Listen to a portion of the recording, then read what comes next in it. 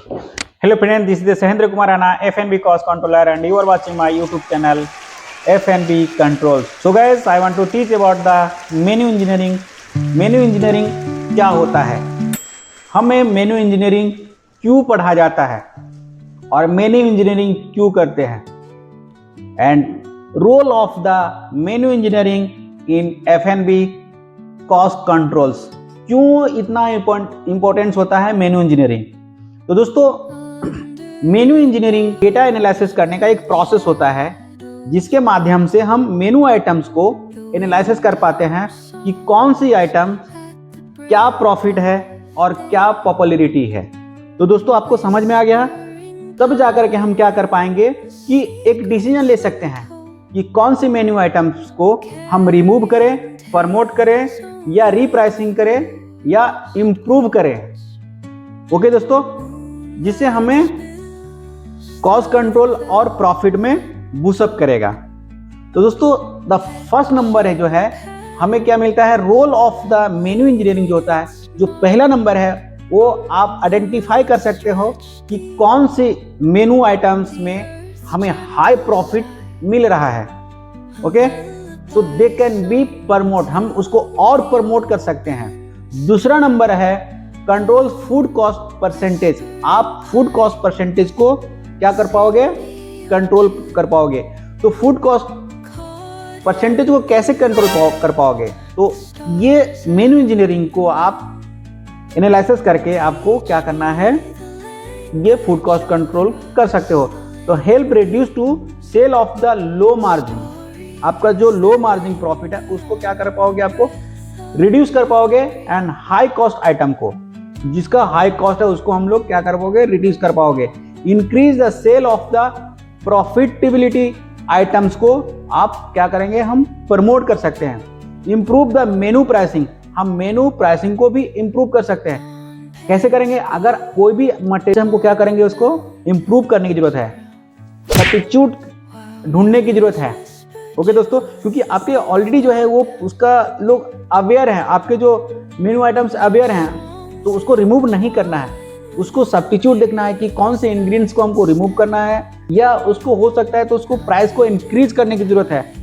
तो इंश्योर करना है कि जो प्राइस है रिफ्लेक्ट है इंग्रेडिएंट कॉस्ट। ओके, एंड इससे आपको नंबर में है रिड्यूस द वेस्ट। आप डेटा एनालिसिस करके आप वेस्टेज को रिड्यूस कर सकते हो। तो आप वेस्टेज को कैसे रिड्यूस करोगे, अगर आपके मेनू में आइटम्स प्रिंट है तो उसके हिसाब से आपको मीटा प्लग करना पड़ेगा, क्योंकि आप जो जॉब कर रहे हैं ये हॉस्टल में कर रहे हैं, हॉस्पिटैलिटी में है।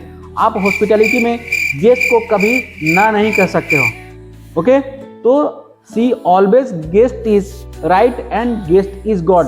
आपको पता नहीं होगा कि कौन सी गेस्ट कौन सी मेनू आइटम आपको ऑर्डर दे देगा। तो इस सिचुएशन में आपको क्या होगा, जरूरी होगा आपको मीजा प्ला करने के लिए।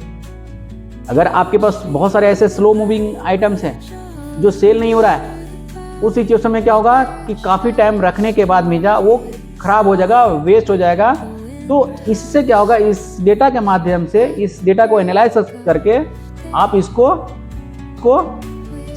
मेनू से रिमूव कर सकते हो। ओके, फोर्थ नंबर में है आपको परचेज में सपोर्ट करेगा।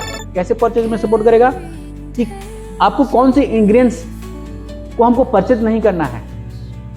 ओके, कौन सी जो मेनू आइटम है वो स्लो मूविंग है, बिक नहीं रहा है। ओके, तो इससे आपको सपोर्ट कहाँ करेगा, फूड कॉस्ट को कंट्रोल करने में।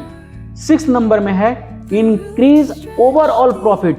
अगर ये डेटा एनालिसिस करते हैं तो आपका जो प्रॉफिट है वो एब्सोल्युटली जो है वो हाई होगा और कॉस्ट जो मार्जिन है वो डाउन होएगा। और जो 7th नंबर में हम आपको बता रहे हैं, वो 7th नंबर में आपको एक ग्राफ के माध्यम से हम आपको एक्सप्लेन कर रहे हैं।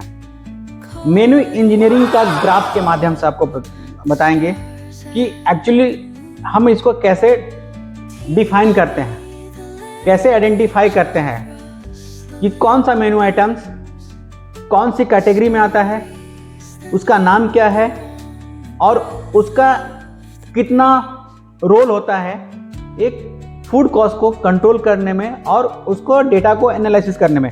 तो दोस्तों देख रहे हैं हमारा जो स्क्रीन पे चल रहा है ये है मेनू इंजीनियरिंग मैट्रिक्स। क्या है? मेनू इंजीनियरिंग मैट्रिक्स है। आप देख सकते हो कि ये जो 4 पार्ट्स में डिवाइड किया हुआ है। पहला है आपको फुजीज, डॉग्स और फ्लोर्स एंड स्टार्स। तो दोस्तों हम आपको बताएंगे कि देखिए पहला जो कॉलम में आप देखेंगे, पहला जो कॉलम है प्रोबेबिलिटी है। प्रोबेबिलिटी और पॉपुलैरिटी जो है नीचे का जो लैंडस्केप में आप देख रहे हैं वो है पॉपुलैरिटी। तो दोस्तों जो डॉग्स है, डॉग्स का मतलब क्या होता है, जो हम इसको डिफाइन करते हैं एज ए डॉग्स। डॉग्स में क्या होता है कि लो प्रोबेबिलिटी एंड लो पॉपुलैरिटी। उसका जो कॉस्ट भी हाई है, उसका क्या है, कॉस्ट भी हाई है और लोग उसको खरीद भी नहीं रहे हैं। और दूसरा नंबर में है फ्लो हॉर्स। फ्लो हॉर्स मतलब आपका लो प्रॉफिटेबिलिटी है, उसका क्या है, प्रॉफिट है वो बहुत कम है और हाई पॉपुलैरिटी है। लोग उसको क्या कर रहे हैं, ज़्यादा खरीद रहे हैं, ज़्यादा वो लोग चॉइस कर रहे हैं। तो ये जरूरी है। उसके लिए हमको क्या करना होगा, रीप्राइसिंग करना होगा और मॉडिफाइड टू द इंक्रीज। उसको क्या करेंगे हम, इस सिचुएशन में हम क्या करेंगे, रीप्राइस कर सकते हैं या मॉडिफाई कर सकते हैं टू इंक्रीज द प्रॉफिट को गेन करने के लिए। ओके दोस्तों। एंड थर्ड नंबर में है जो फुजीज है, वो हाई प्रॉफिटेबिलिटी है, वो अच्छा प्रॉफिट देता है लेकिन उसका जो लोगों का चॉइस है वो कम है। तो उसके लिए उस कंडीशन में हम क्या करेंगे, क्या एक्शन लेंगे, तो इम्प्रूव करेंगे और उसको प्रमोट करेंगे।